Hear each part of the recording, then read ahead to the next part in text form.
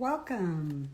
Welcome to week 6 of our Mediterranean Diet Roundtable Live Kitchen Stories, Cooking Up a Conversation with Mary Angela.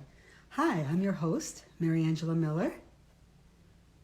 I am here to talk this week, which is the 6th week in our series, about a cookbook called Mediterranean Diet for Beginners. And our special guest will be Elena Paravantes, who will be joining us in just a few minutes. Let's see if we can tap this and get her with us.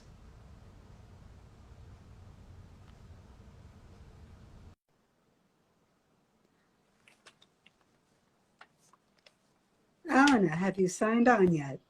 There you are. Hi, how How are are you? you? Well, how are you? I am good so far this morning, but it's not morning where you are, is it? Now here it's 6:30 in the afternoon, as we All right. So call it in Greece. I was just telling our viewers about what we were doing this week, which is, of course, talking about your new book, well, 2020, so new, called The December. Mediterranean Diet for Yep. Beginners. This is the 6th in our series of kitchen stories from the Mediterranean Diet Roundtable. And our goal is always to make the Mediterranean diet more accessible for everyone. So just because we're going to be talking beginners today, I want to assure you we will be talking authentic because we have the authority on the Greek diet, Elena Paravantes from Greece. And she's going to talk to us today about her book. And I don't think we can get much more authentic than that. Now, I would say, a little ways along in my cooking skills, right? Because we're on sixth week of this series. I actually had somebody ask if I was cooking this weekend. So somebody's actually coveting my cooking. That's unusual. But even though we're back to the beginning or the basics, so that was helpful. But I want you to tell us a little bit about your book and the tips in your book. Okay. Well, the book is a result of somebody who has been following their diet for their whole lives. So this is basically a combination of recipes passed down from my family, from other parts of the Mediterranean. One of them that you cooked, actually, so we'll talk about that later. And also the tips are not only diet tips, but also lifestyle tips. So part of the Mediterranean diet, as we like to say, is not a diet. It's a lifestyle. And in fact, in Greek, dieta originally, the word dieta is diet, refers to a lifestyle, not like diet, I'm going on a diet to lose weight. So Exactly. I felt I really wanted to have a chapter with the lifestyle tips in there.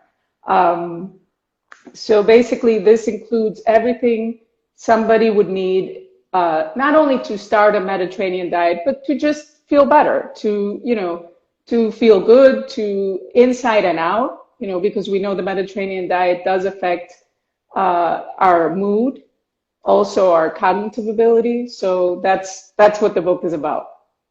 Well, and you and I are both registered dietitians, so we connect on that. And Exactly. one of the things that you just mentioned struck my interest because, of course, you're right. And those of us who are dietitians, one of the terms that we use is medical nutrition therapy, how diet can be specified to whatever kind of, really whatever you're trying to improve in your health that's diet related. And you mentioned mood and cognitive issues, and I thought that was really fascinating. I actually saw a term for that called neurogastronomy. So I'm thinking now that the Mediterranean diet, from a medical nutrition therapy standpoint, could be really one of our ways to manage and improve by neurogastronomy. Next week, we're going to actually talk with Amy Riolo on the Mediterranean diabetes diet. But you also talk about on your list about how it might help with cancer. So can you talk about that a little bit? So when we look at diets, we can honestly say that the Mediterranean diet is the most studied diet that exists, any type of other diet. So we know that there's a lot of research behind it. And that research started first, with the heart healthy diet. The Mediterranean diet was the original heart healthy diet. But eventually we did see studies with large populations that show that it can protect from certain types of cancer.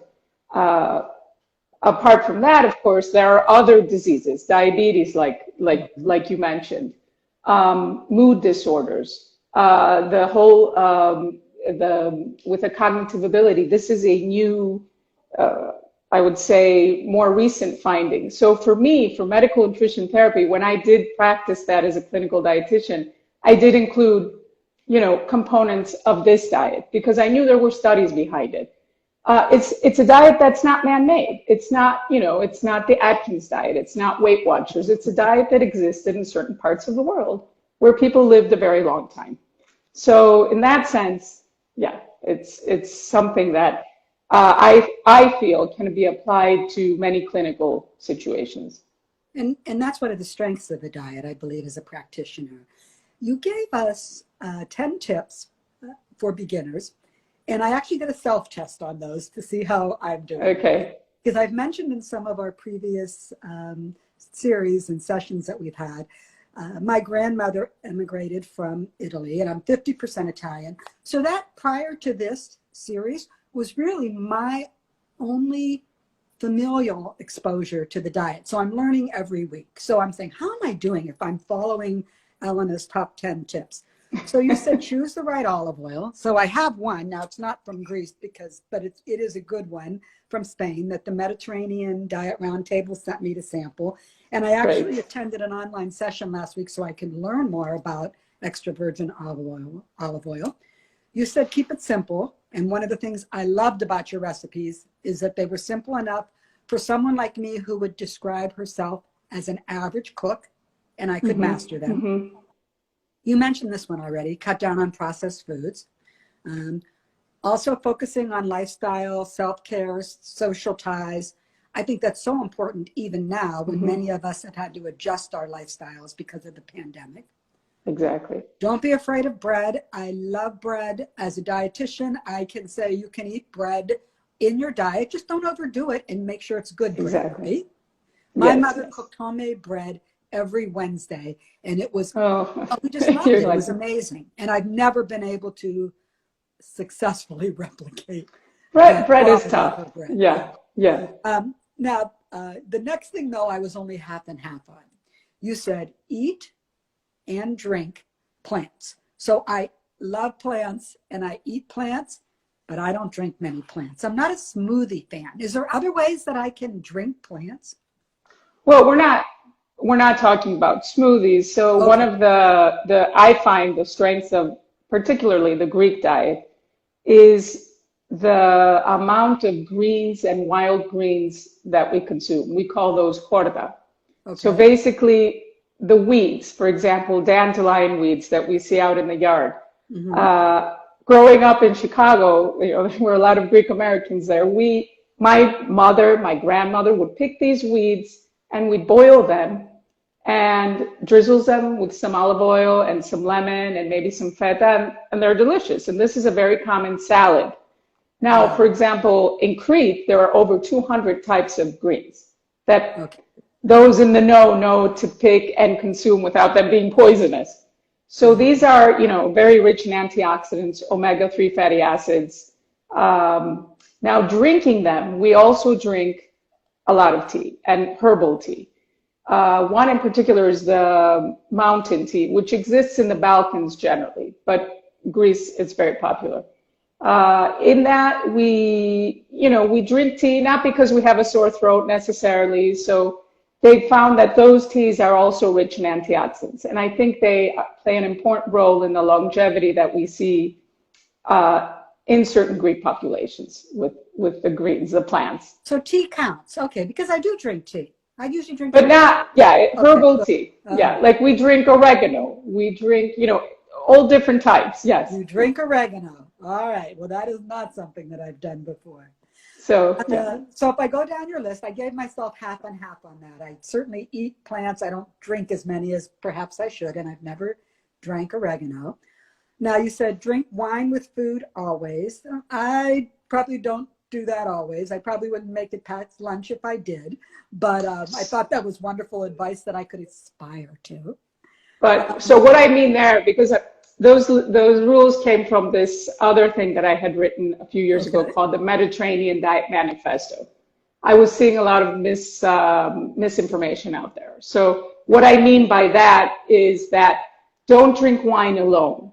So in the Mediterranean, we always eat something with our alcohol, which has a lot of benefits. You know, you don't get drunk or, you know, so that's what I mean there. Not necessarily that you drink wine at noon, but basically just drink it with food rather than just, you know, without anything else. Well, I love that. Okay, I'm glad I asked that question because I did have it reversed. That's great. So the last two of your top 10 was choose plain Greek yogurt. So I love most foods, but I would think I'm one of very few dietitians in the world who doesn't really care for yogurt. And here's why I say that. I've worked at some wonderful places, Cleveland Clinic Foundation, 30 years at Ohio State University Medical Center, and I've worked with hundreds of dietitians. And every time you would open the refrigerator for lunch, with where the dietitians kept their lunch, you would see three things: yogurt, baby carrots, and apples. And I love baby carrots and I love apples, but I love yogurt as a dip and I love yogurt as an ingredient, but I could never sit down and eat a yogurt. So I'd have to give myself a no on the yogurt. But number 10, we're going to talk about a lot today because you said eat vegetables as a main course. And so I tried I used vegetables in all of the dishes that we made, and don't overdo it with grains. And so I only used, I think, one grain. So can we talk a little bit about these recipes? Yes. All right. So we chose 3 from your book, and your book is just packed with helpful information, including diet plans. And I mentioned when we were emailing this week. Exactly. As a student, we had to write diet plans. Oh my gosh, I hated that. I bet that everybody wants them. So you gave meal plans, I guess is the word for it. And I think it's wonderful that you gave 2 weeks of meal plans in your book. Yeah, we discussed this with the editor, and I felt also that this is very useful because sometimes people just need a guide, not just a cookbook. They can cook these things, but how are they going to consume them in a way that will benefit their weight, perhaps? I know a lot of people want to lose weight. Other people want to improve their health. So I did actually include even herbal teas in the menu to make sure that people were drinking them. So that was, I felt very important, especially as we're calling it a beginner's cookbook, a Mediterranean diet beginner's cookbook. So yes, we included the 2 weeks just to get people, to give them a guide. And also we do include a chapter on how to build your own menu, because eventually that's what you want to do. You want to adjust it to your own lifestyle and schedule. Well, in your book, and I said this every time I'm doing a cookbook a week, right? And I sit down, or originally I thought I was sitting down to read recipes, but these books are packed with information, and yours was just especially helpful since it's geared towards beginners. I have one more question about the recipes though. So did you go in search of simple recipes, or did you take recipes and simplify them for us beginners? How did you approach finding the recipes for your book? I didn't do any of the two. The recipes, the ones that are Greek, are original Greek, with the exception of a couple of sweets where I reduced the sugar. But I wanted to make sure, and this was discussed also with the publishers, that, I said, this is not going to be a low-fat, because that's one of the misconceptions with the Mediterranean diet, that you use a teaspoon of olive oil here, or this is going to be a real Greek recipe with, maybe a half a cup of olive oil in it. We do know now that it's not the good fat that makes us fat, it's the processed carbohydrate. So in that sense, those recipes were made original. So I didn't simplify. Greek cooking, especially from the islands and like Peloponnese, is simple. There's simple, clean flavors. So you'll have a few herbs, tomato, and the vegetable. You want to showcase that seasonal vegetable. So I didn't change anything in that sense, but I did want to choose, recipes that are great for somebody to learn and then to keep them in their weekly, menu. And then other recipes were from other parts of the Mediterranean that I found representative of what I wanted to show in my book. So your book is organized like breakfast and then veggies and pastas, etc. So I chose 3 recipes, 2 from the veggie area or vegetable area, and 1 from the pasta, rice, and savory pies. So the first one is Greek style pea casserole. And I thought, aha, because I grew up on casseroles, I can do this. It's a stovetop casserole though. Exactly. And let me tell you that I always come up with what I'm trying to accomplish or try new this week. So I had never cooked with fresh peas. And I will tell you that growing up, peas were not a favorite in my family, and my mother was an excellent cook. But think of this family table, 9 brothers and sisters, 10 of us around the table, Wow. Mom at one end, Dad at the other. And when peas were served, my older sister would whisper to me, I'll pay you to eat my peas. And she would slide hers off on my plate because I always did what my older sister told me to do. We always do, don't we? But I didn't hate them as much as she did, but I didn't love them. So I said, let me try peas. And I actually went and bought fresh peas, which I had never cooked with fresh peas before. And they said English peas on them. Did I get the right thing? Well, yeah, the little, did you buy them in the pod? Or were they in a bag out of the produce section? Okay. So you can also, when you find them in the pod, it's really fun and easy to remove them. But yeah, that should be fine. Were they a bit smaller? They might have been a bit smaller, but it's fine. Yeah, I mean, it's the technique that you're going to use. So this was simple, right? You have peas and you have potatoes and you have carrots and you have onions and you just saute them on top of the stove. And really, for 40 minutes? And then it's ready to eat? I mean, how simple is that? So is this a popular recipe in Greece? Yes. So this is one of the recipes. It's a category of recipes called in Greek lavera, which means the ones with the olive oil. So basically, these are casseroles that have the same technique you have a seasonal vegetable, you saute onion, you add tomato, and you add different herbs. For example, with the peas, you'll add dill. With the dill made the dish. Yeah. The dill was delicious. With green beans, which is one of my favorites, like this one, you'll add parsley. So these meals are vegan. Now, I have to note that Greek people traditionally, and I think this plays a role in the benefits of the diet that we're seeing, not now, 40 years ago, fasted from meat and most animal products for over 200 days a year. So they were kind of vegan, really. And so these dishes were what they basically made use of what they had. If you were in a village, you had olive oil, most likely, I come from a family where we make our olive oil.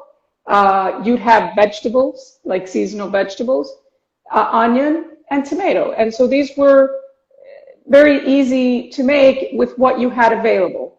So there's a huge category. You can do the same technique with eggplant, with artichoke, and so I like these dishes because they make vegetables like hearty and tasty. Like you said, with the peas, like it's not just a side dish, it's a main meal. You eat it with bread and maybe some feta cheese if you eat dairy. Right. Well, the other thing that was interesting about this was I have a teenage granddaughter who's vegetarian, and she had to be over the next day. And I said, well, why don't you try this dish? Do you like peas? And this was funny because I heated it up in the microwave. Yeah, and I had a pea explosion. So thank goodness if you heat it in the microwave, be sure to put a lid over it because it was like there was little pea shrapnel all over. Oh no! All over the place. But I did have a lid over it, so that was kind of funny for the reheating. But she thought it was very good. And the other thing that you mentioned that I liked was, I think sustainability is important, and you could alter this dish with whatever vegetables you had in the refrigerator, right? And it was delicious. So, and that's one of the misconceptions. Again, it feels like sometimes I read Mediterranean diet and it says, you have to use these special vegetables. It's so simple. I mean, I make this recipe with the peas, with frozen peas all winter. Okay. I mean, we eat it 2 times a week. The kids love it. One of the good things with these type of meals is that mainly we eat it at room temperature, and it lasts 3 or 4 days. This is like you make a big pot and then you have it. So I am not, you don't have to buy the special artichoke or the special Italian cherry tomato if it's coming from the other side of the world. No, you need to consume what is local or what is available to you. And if frozen is available, that's what you're going to use. I very insist on that. Yeah. Well, that was simple. That was fun. I think I was able to execute it successfully. And I always, well, it was, again, my first time cooking with fresh peas. So that was part of the new thing that we did here for that recipe. All right. So the next recipe, I think the Cretan zucchini is so simple. When you say this Exactly. is right, 3 ingredients other than the olive oil, salt, and pepper.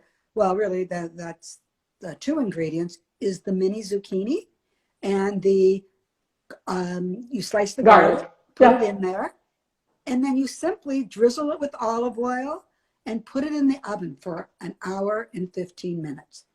Mm-hmm. So I love garlic. Mm-hmm. I still have, even though I've moved to a condo, I still have homegrown garlic. I grow it at a friend's.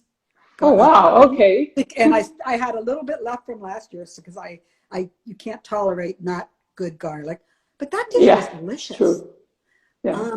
So is Cretan food different than the rest of Greek food? I was just curious about that.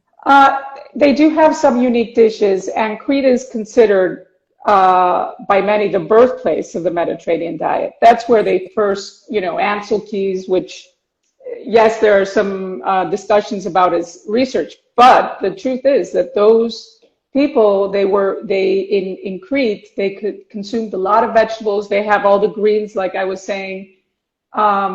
They consume a lot of olive oil. Greece generally does. But I would say what's unique there is the higher consumption of the greens and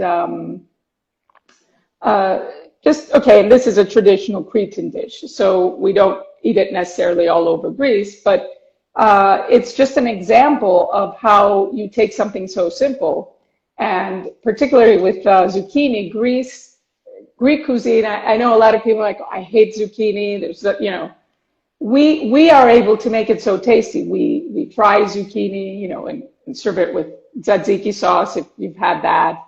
We make zucchini patties where we shred zucchini and we put feta and we make a patty. I have in the recipe zucchini pie. So we love zucchini and we're able to make it very flavorful like this recipe. And one of the important components of that is olive oil.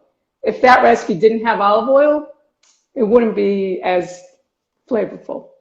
And I meant to mention too, it had tomatoes on the bottom, so it was beautiful. Yeah. When it came out, and I like to scoop a little bit of the tomato over the zucchini when I ate it. And I spent my life in food service and with food safety. So the other thing that pleases me is when you cook a dish for 1 hour and 15 minutes, you can be assured that you've cooked it to the safe temperature, correct? So I'm the food safety dietitian. You can find me online on the food safety dietitian. This is simple, 3 ingredients, and it sounds like it's very authentic. Yes, it's a traditional Cretan recipe, which I confirmed with my Cretan dietitian friends as well. So. Well, I'm glad to know that. All right, so our third recipe was the orzo with feta and marinated peppers. Now, I love roasted peppers. I've only had them roasted on the grill. So believe it or not, I had never roasted peppers in my oven before. So while I was at it, I roasted every pepper that was in my refrigerator because I had jalapenos. I think I had a part of a yellow pepper. I just thought if I'm going to do it, I'm going to do it. And it was pretty simple. Mm-hmm. Now, I cut them first because I didn't look at your directions. You said you don't have to cut them first. Is there a plus or minus to cutting them first or not cutting them first?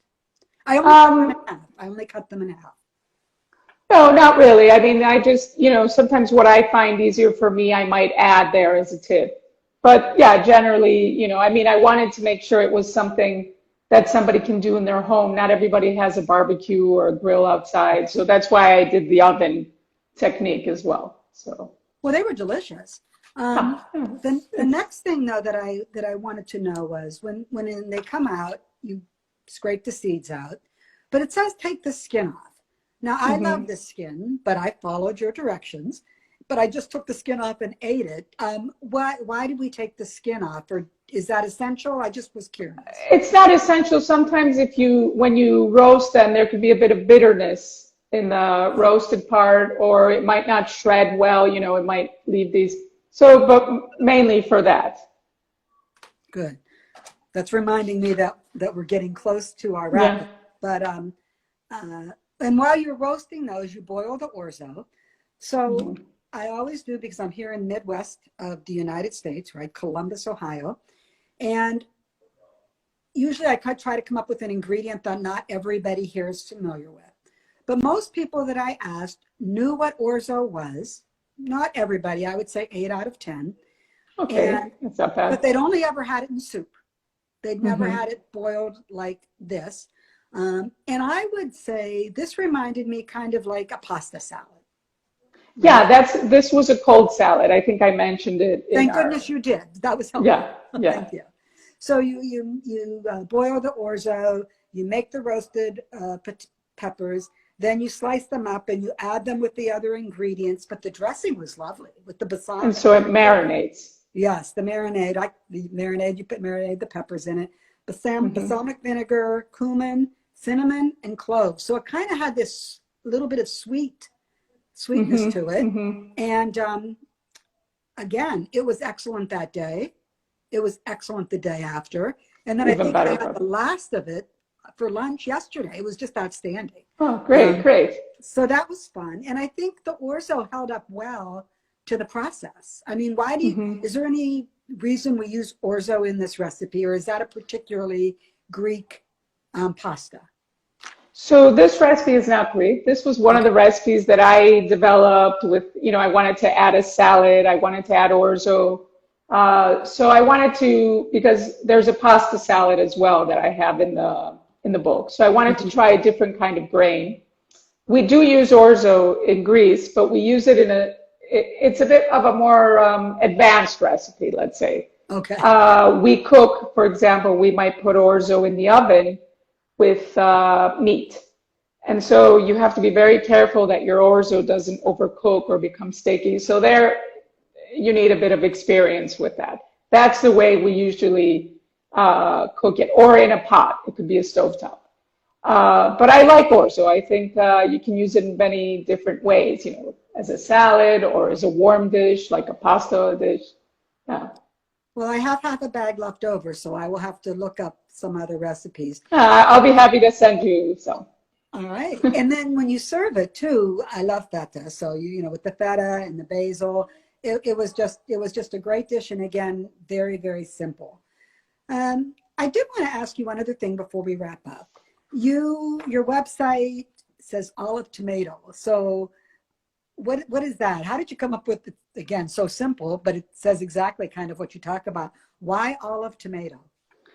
Well, most of the recipes, Greek recipes and Mediterranean, they start with that. They start with olive oil and they start with tomatoes. So going back to those vegetarian casseroles that we were talking about, Hmm.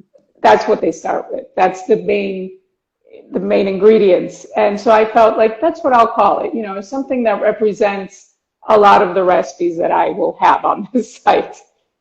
Well, it was very, very, I think, telling because it was as simple as you said. And in talking with you, you've really convinced me about how authentic this is. And your book is just filled with not only the information and the recipes sprinkled throughout it for us who are not excellent cooks. You have just these wonderful tips. So I hmm highly recommend if you're interested in learning more, you Yep. can incorporate the Mediterranean diet for beginners recipes into almost any type hmm of nutrition plan that you're following. And I encourage you Exactly. to get the book, to try these recipes that I tried and the other ones, and to also follow our guest today, Elena Paravantes. Any closing thoughts before we wrap up? What I wanted to say is, yes, so with the book, we did work with the editors to make sure that every step in the book, like the recipes, were very clear. And the other thing is, if you're not following an authentic diet, Mediterranean diet, you are not very likely to get the benefits that are associated with that. So sometimes, I see Mediterranean diet plans with meat, like 3 times a week. That's not a Mediterranean diet. So for me, it's very important that